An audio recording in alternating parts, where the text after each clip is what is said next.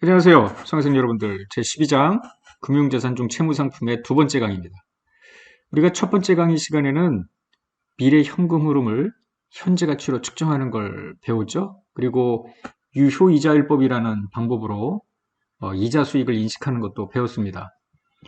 핵심은 이런 거예요. 다시 한번 이제 복습을 해보면은 예를 들어 지금이 제로 시점 1년 후, 2년 후 이렇게 쭉 간다고 그럴 때 이자율이 10%일 경우 지금 10,000원을 투자하면은 1년 후에 11,000원이 된다 이거죠?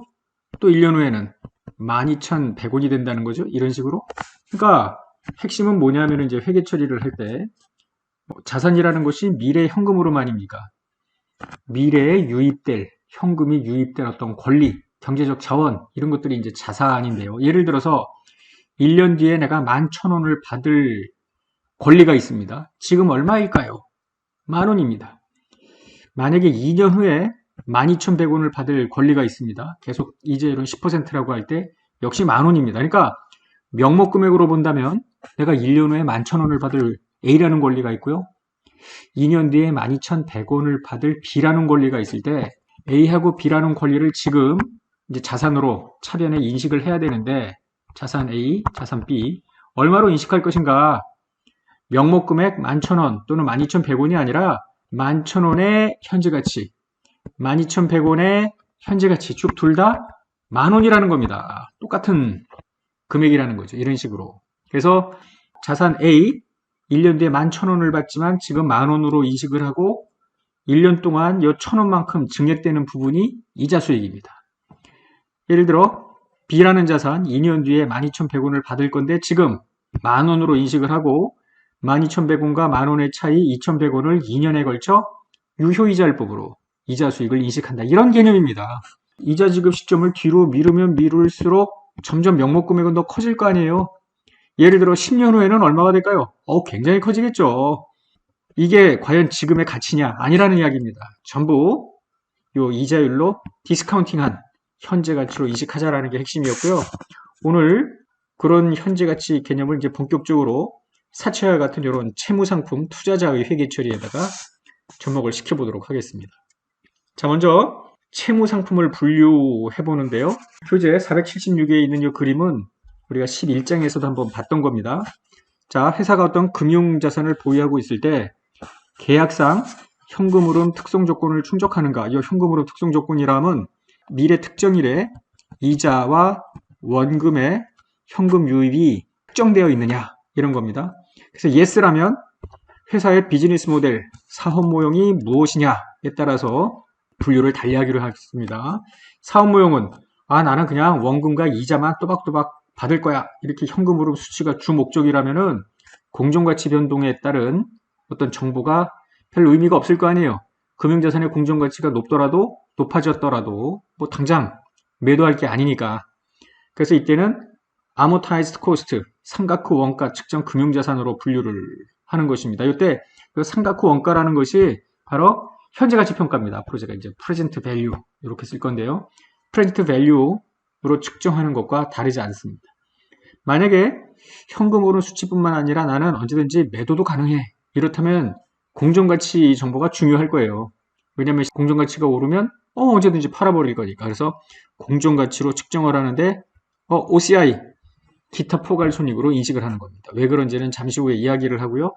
이도저도 아니야. 기타라면은 주로 이제 매도를 생각하고 언제든지 나는 팔아버릴 거야. 이렇게 생각을 한다는 거죠. 공정가치가 중요한 정보일 거고요. 이제 PL로 들어가는 거죠.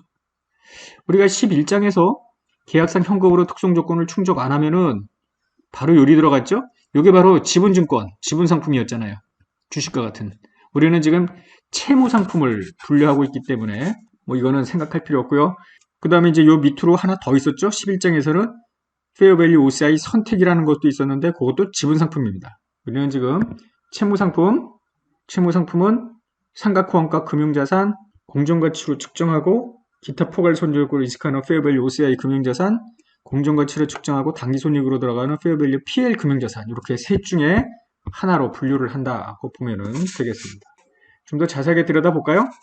Amortized Cost 금융자산입니다. 상각 후 원가 측정 금융자산이라고 하는데 계약상 현금 흐름, 즉 이자와 원금을 수취하기 위해서 금융자산을 보유하는 것이 이 회사의 사업 목적입니다. 사업 모형, 비즈니스 모델. 그렇다면 공정가치 변동은 별로 중요한 정보가 아니잖아요. 그래서 이런 경우에는 상각후 원가라고 측정을 하는데, 상각후 원가, amortized cost는 현재 가치로 측정한 금액을 말합니다.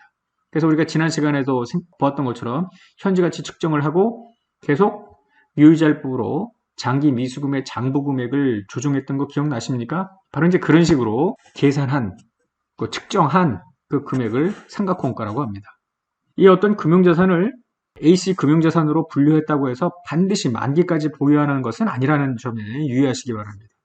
뭐 경우에 따라서는 중도에 매각할 수가 있겠죠. 다만 이자하고 원금을 수취하는 것이 필수적인 사업 모형이고, 만기 이전의 매도는 부수적인 사업이라면은 얼마든지 상각후 원가 금융자산으로 분류할 수 있겠습니다. 그래서 이제 이 상각후 원가 금융자산으로 분류했다고 해서 만기까지 끝까지 쥐고 있어야 되는 건 아니다라는 것이죠. 이번에는 페어밸류로 가는데 OCI로 회계 처리하는 금융자산입니다.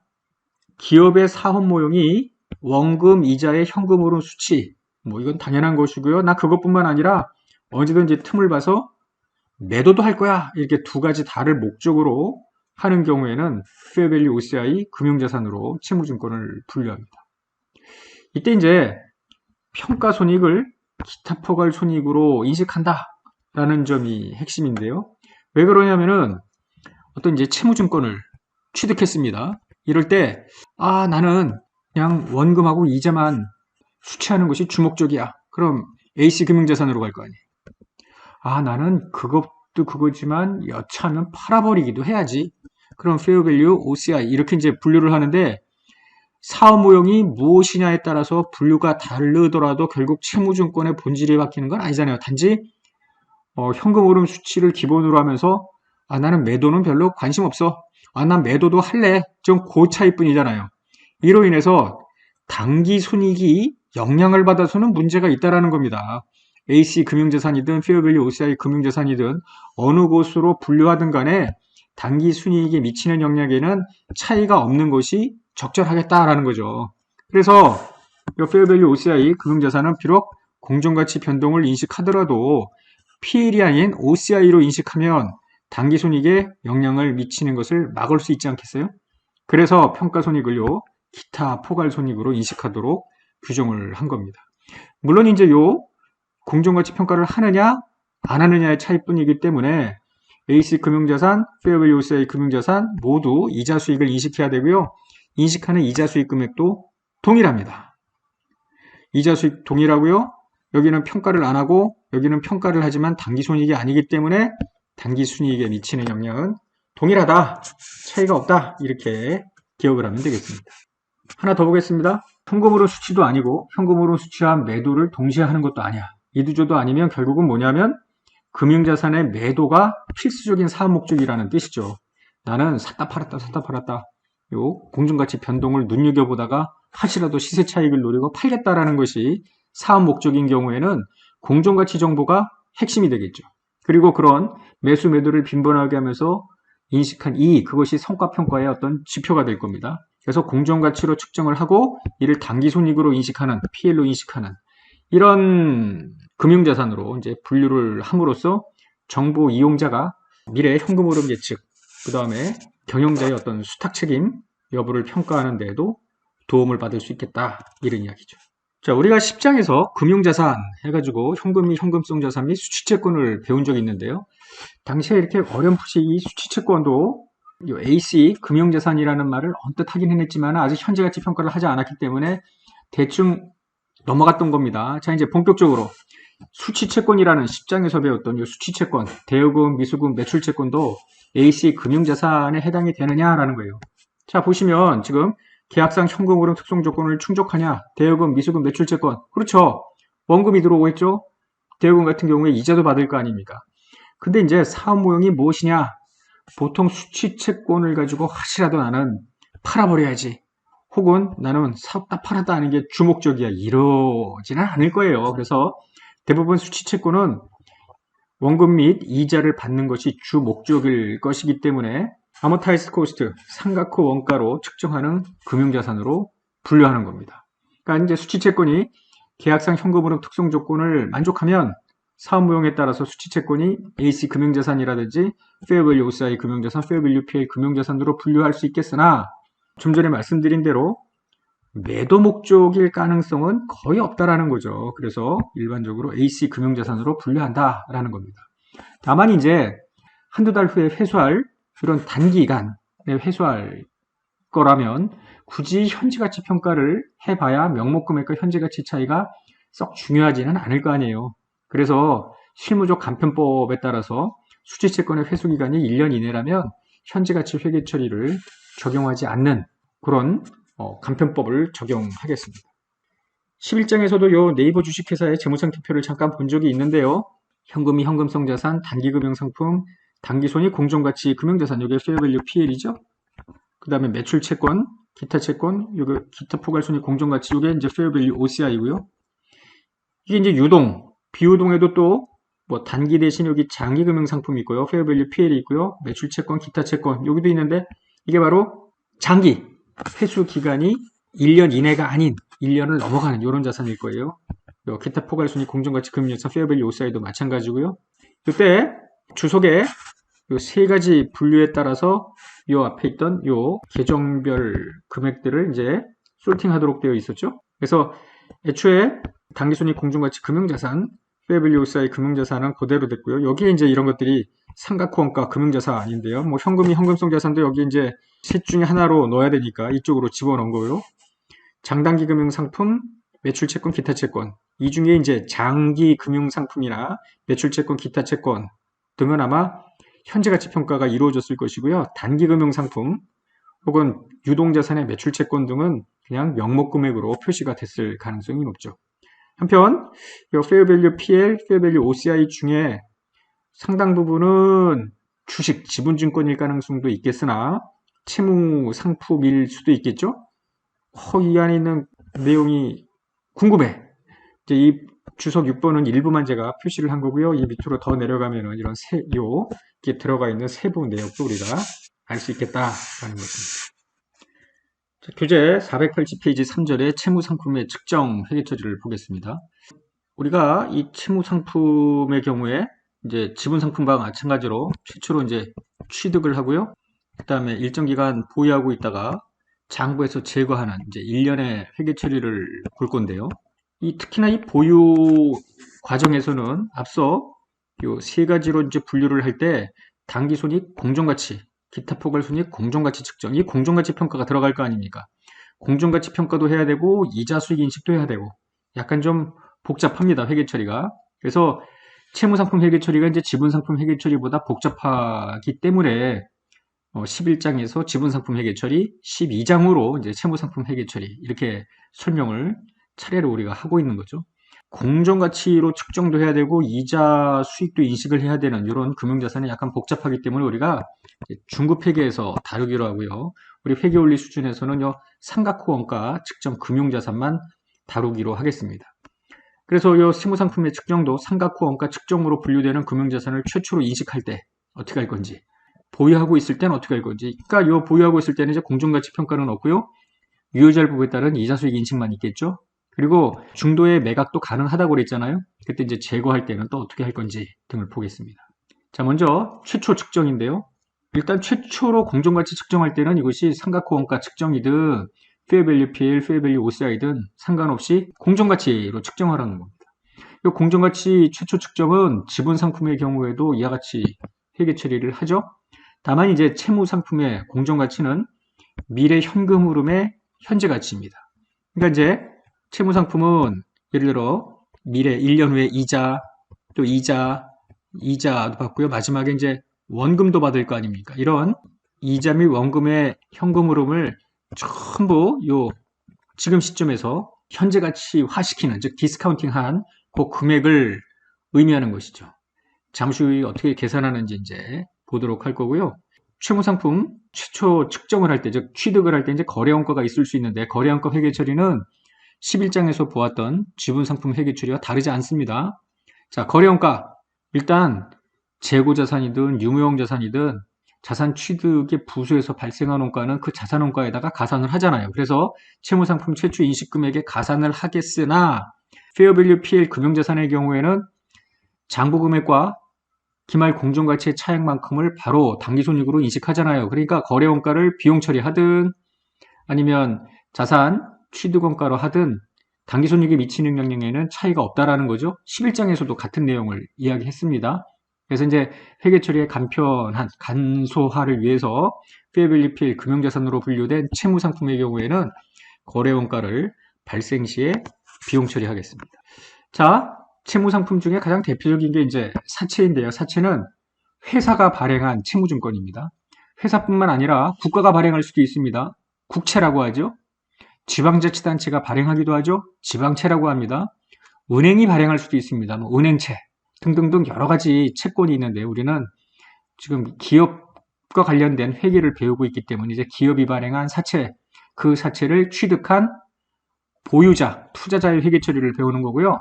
이 사채를 발행하는 회사의 회계 처리는 13장에서 우리가 배우겠습니다. 자, 사채라는 것은 이런 이제 증서로 발행이 되는데요. 액면 금액이 원금입니다. 예를 들어 액면 1억 원 이런 식으로 10억 원, 뭐 100억짜리도 있을 수 있죠. 그 다음에 이자는 몇 퍼센트 주겠다. 이게 표시이자율입니다. 뭐 4% 준다, 5% 준다 이런 식으로 이자율이 표시가 될 거고요. 요 연이자를 언제 지급하느냐, 뭐 매년 말 지급하냐, 아니면 분기별로 3개월에 한 번씩 지급하냐, 반기별로 지급하냐, 뭐 이렇게 지급 시점이 다양할 수 있겠습니다. 그 다음에 만기가 있을 거 아닙니까? 그게 상환일입니다. 그래서 뭐 3년 뒤에 지급 상환을 한다, 4년 뒤에 상환한다 이렇게 발행일 상환일이 이제 표시가 돼 있을 거고요. 상환 방법, 한꺼번에 상환하느냐, 나눠 상환하느냐, 뭐 이런 것들이 있는데 다양한 상환 방법에 따른 이런 다른 이제 회계 처리는 뭐 중급회계 등에서 보기로 하고요. 우리는 회계 올리 시간에는 이제 단순하게 일시, 만기에 일시 상환하는 것으로 이제 보면은 되겠습니다. 자, 그래서 채무상품 발행가액 결정은 결국 미래 이자와 원금의 현금 흐름을 지금 현재 시점으로 전부 디스카운팅 한 건데요. 자, 보시면 발행일에 지금 얼마냐? 예를 들어 1년 단위로 이자를 지급하는 조건이라고 하자고요. 그러면은 투자자 입장에서는 1년 후에 이자 받죠? 2년 후에 이자 받죠? 이렇게 3년 후, 4년 후 해서 N년 후에 이자와 원금을 받게 됩니다. 이걸 전부 지금 시점으로 디스카운팅 해서 이걸 다 더한 썸한 금액이 바로 발행가액이 되겠습니다. 수식으로 표시를 한다면요. 이게 interest, 이자 지급액, 발행가액이고요. 발행가액이 투자자 입장에서는 최초 인식금액이 될 거 아닙니까? 발행회사 입장에서는 이제 금융부채 최초 인식금액이 될 거고요. 이자가 들어가고요. 쭉 가서 마지막엔 이자와 원금이 들어갈 거 아니에요. N년 후에. 이거를 분모의 요 할인율로 디스카운팅 하는 건데요. 이게 유효이자율입니다. 시험 문제에는 뭐 책도 마찬가지고요. 이 표시이자 계산할 수 있게 주고요. 원금도 주고 유효이자율도 주고 여러분들은 이것만 계산하면 되는데 이 계산이 아주 귀찮은 일 아닙니까? 따라서 어떻게 하느냐 하면은 이자 요거는 연금 방식이죠. 우리가 지난 시간에 배웠던 그 다음에 이 프린시플 원금은 단순 현금 흐름 방식 아닙니까? 따라서 어떻게 계산하냐면 이자 지급액의 유효이자율 기간 연금효과 계수를 곱하고요. 원금 상환액에는 그 유효이자율의 기간의 이론의 현가계수. 이론의 현가계수는 이제 단순 현금으로 현가계수. 우리 책으로는 테이블, 저 부록에 나오는 테이블 3번. 요거는 테이블 4번에 있는 계수를 가지고 이용을 하면 되겠습니다. 잠깐 좀 지우고 더 이야기를 할게요. 지금 예를 들어 3년짜리라고 할 때요. 발행가액은 최초 인식금액 이게 될 텐데 만약에 요 원금이 10,000원이고요. 프린시플이. 그 다음에 여기 5% 이자라고 가정을 하면은 500원, 500원, 500원 이게 3년이라고 합시다. 3년짜리. 요런 때 현금 흐름은 500, 5%니까요. 500, 3년 뒤에 500과 원금 10,000원 이렇게 현금 흐름이 있을 거 아니에요. 이때 이제 분모에 요 디스카운트 하는 금액이 이자율이 5%와 같거나 5%보다 더 높거나 5%보다 낮거나 셋 중에 하나일 거 아닙니까? 만약에 5%라면은 1.05, 1.05의 제곱, 1.05의 세제곱 이렇게 되겠습니다. 만약에 8%다 그러면은 이거 1.08, 1.08의 제곱, 1.08의 세제곱 이렇게 될 거고요. 만약에 3%다 그러면은 뭐 1.04, 1.04의 제곱, 1.04의 세제곱. 뭐 이렇게 제가 귀찮게 다 이렇게 써놨네 하면은요, 이유가 있어서입니다. 자, 여러분들이 꼭 한번 계산을 해봐야 되는데, 이 분자의 표시이자율과 분모의 할인율, 유효이자율이 같을 경우에는 이거를 계산을 해보면 얼마가 나오냐면 액면금액과 똑같이 나옵니다. 바로 이겁니다. 표시이자율과 유효이자율이 같으면 이 발행가액은 액면금액과 똑같고요. 그거를 액면발행이라고 이야기를 합니다. 액면발행. 그런데 표시이자율보다 유효이자율이 더 크면, 예를 들어 1.08이면 분자의 캐시플로우는 고정이 되어 있는데 지금 분모의 할인율이 1.05가 아니라 1.08이면 분모가 더 커졌잖아요. 분모가 커지면 전체 금액은 떨어지겠지. 그래서 발행가액은 액면 미달 발행이 됩니다. 그걸 할인 발행이라고 합니다. 할인 발행. 자, 만약에 1.04야 할인율이. 그러면은 1.05일 때 액면 발행이었는데 1.04면 분모가 1.05보다 1.04가 좀 적잖아요. 분모가 작아지면 전체 금액은 커질 거 아닙니까? 즉 액면 초과 발행이 되고요. 그걸 할증 발행이라고 합니다. 처음에 액면 발행, 할인 발행, 할증 발행 이거를 듣게 되면은 막 혼란스러울 수 있겠는데요. 생각을 한번 해보세요. 자, 이 유효이자율이라는 거는 나중에 중급 회계에 가면 더 이론적으로 배우겠습니다만은 지금은 그냥 단순하게 시장의 어떤 이자율이다. 시장 이자율이라고 보면 됩니다. 그러니까 이제 투자자 입장에서는 이 유효 이자율 정도를 벌어들이는 어떤 투자 수익률이라고 보면 되겠는데요. 자, 투자자입니다. 내가 좀 돈을 갖고 있는데 누군가가 5%짜리 사채를 발행을 했어. 그럼 내가 이거를 살 거냐 말 거냐 지금 의사결정을 해야 되잖아요. 10,000원 주고. 그런데 이자를 5%를 주겠대요. 그런데 시장 이자율도 5%래. 그러면 무차별하잖아요. 10,000원 주고 사는 게. 그러니까 발행가액도 10,000원에 결정이 되는 거죠. 그런데 만약에 5% 주겠다 이렇게 사채가 지금 시장에 나와 있는데 보니까 시장 이자율은 8%래. 그러면 투자자들은 굳이 5%짜리를 살 이유가 없잖아요. 다른 금융상품으로 눈을 돌리면 8% 수익을 얻을 수 있는데, 그러니까 외면하겠지. 근데 발행회사 입장에서는 반드시 사채를 투자자한테 넘기고 자금을 조달해야 될 것 아닙니까? 필요성이 있으니까. 그래서 값을 깎아줘야죠. 디스카운트를 해줘요. 9,500원이든 9,000원이든 얼마에 계산이 되는가, 바로 요 산식에 의해서 분모를 1.08로 넣고 계산을 하면은 할인된 금액이 나오죠. 반면에 유효이자율이 4%라고 가정을 해봐요. 그러면 5% 주겠대, 이자를. 그런데 시장에 나와 있는 대부분의 금융상품 수익률은 4%야. 그러면 투자자들이 대거 몰릴 거 아닙니까? 서로 사겠다고 1% 더 주니까. 그럼 발행회사가 바보가 아니라 10,000원에 그대로 팔 리는 없잖아. 이거보다 좀 할증하여 팔면 될 거 아닙니까? 그게 할증 발행입니다.